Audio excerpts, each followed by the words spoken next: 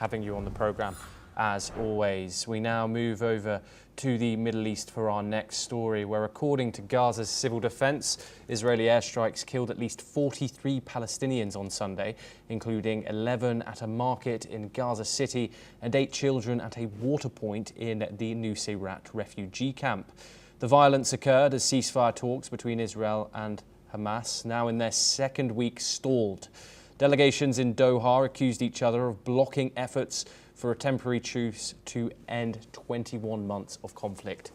Israel's military attributed the drone strike that killed 10 people in Nuseirat to a technical error with the munitions. The strike was intended to target a number of Hamas ally Islamic Jihad, and it was described as a mistake by the IDF. The incident is now reportedly under investigation by the military. Meanwhile, Israel claims its air force had hit more than 150 Hamas targets in 24 hours.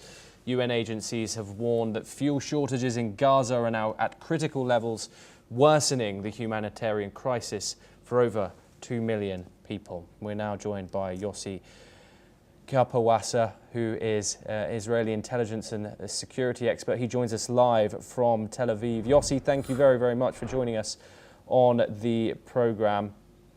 Thank you for having me. Of course. Israeli military says that this drone strike that killed 10 people in Nuseirat, including children, was a technical error. What kind of accountability will the IDF hold? Who are responsible, the individuals who are responsible for this technical error? Well, you know, as you mentioned, we carried out, the IDF Air Force has carried out attacks on 150 targets of Hamas during a couple of the last days, and actually even more so. And it turns out that there was some technical problem with one of the attacks. That's a pity. And but the fact is that Hamas is hiding amongst those civilians, near to those civilians, and that probably was the reason for that mistake. But we have to fight against the Hamas terror organization wherever they are. And if they think that they are going to be able to hide behind the civilians, well, it's a mistake, because we are able to reach them even when they are hiding there. Sometimes this goes with some sort of collateral damage. This is a very pity. We don't want that to happen. If there are mistakes, we admit that we do make mistakes from time to time. But it's very rare, and most of the time we hit the proper targets. Yossi, how does Israel justify these repeated mass civilian deaths while claiming it targets Hamas here? And how can you confirm which people are Hamas and which ones aren't? 8 children proposed to have been killed at this water point as well today. What are your thoughts on that? Well, we have a system that identifies the targets based on intelligence. And we have good intelligence, including in the Gaza Strip. We could have better intelligence, but we have a good intelligence in the Gaza Strip. And before we carry out an attack, an air attack, on any target, we have to make sure that the target is the appropriate target. And this is going through legal advisors' authorization.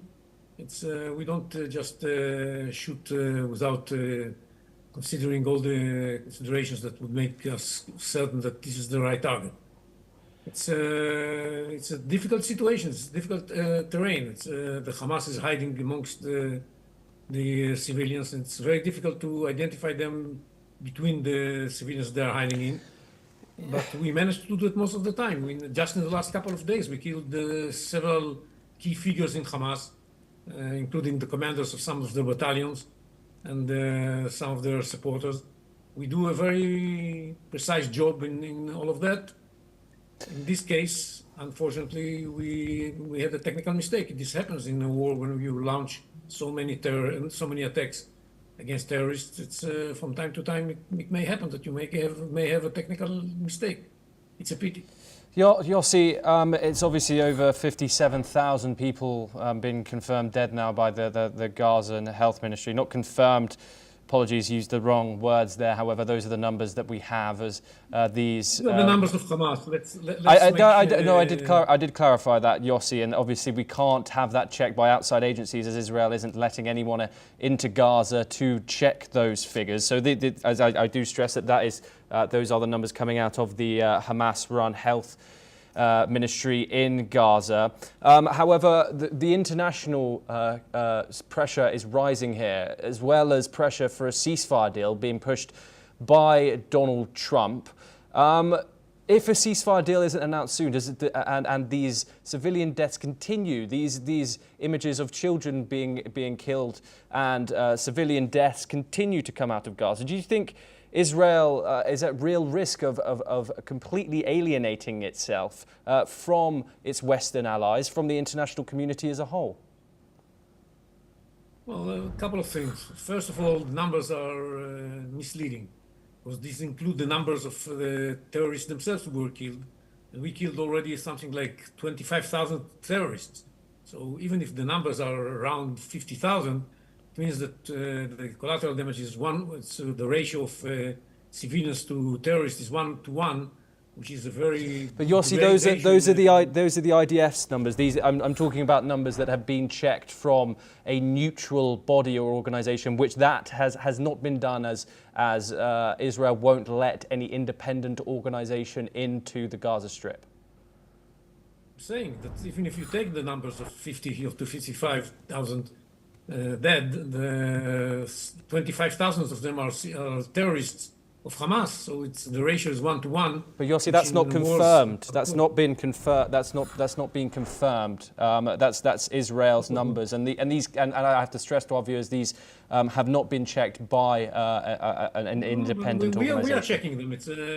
Israel checks its numbers. Israel knows when it hits a terrorist. We killed so many terrorists in Gaza in the last 21 months that, yes, this is the number that Israel uses, and it's not confirmed by whom. It's confirmed by Israel. That's the important thing. And this is about half of the total number of casualties. Yes. So, I think remember that, keep that in mind. Secondly, nobody has to pressure us to accept a ceasefire. We are trying to have a ceasefire. We are accepting all the ideas put forward by the United States and by the mediators to have a ceasefire.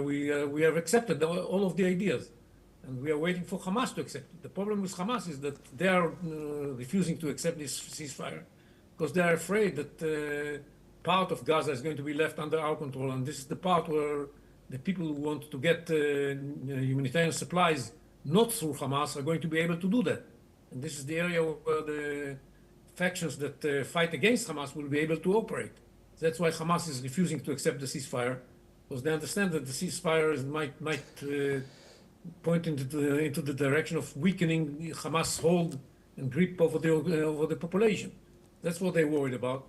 And the proposal put forward by the mediators and by the United States says that these areas are going to remain under Israeli control.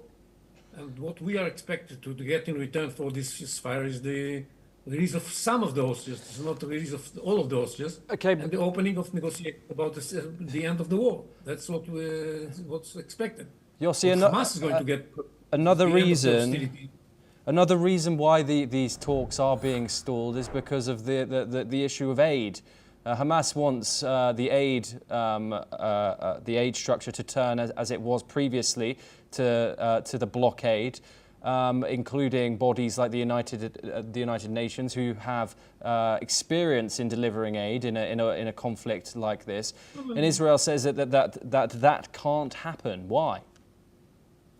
No, first of all, we say this can happen, but in parts of the Gaza Strip, not all over the Gaza Strip. What Hamas wants to happen is all over the Gaza Strip. And we know why the Hamas wants the UN agencies to deliver the aid, because they cooperate with Hamas and enable Hamas to take most of the products to their own storage and then resell it in high prices. That's what Hamas wants, and that's no surprise that they insist on that, because this means a lot of money for them.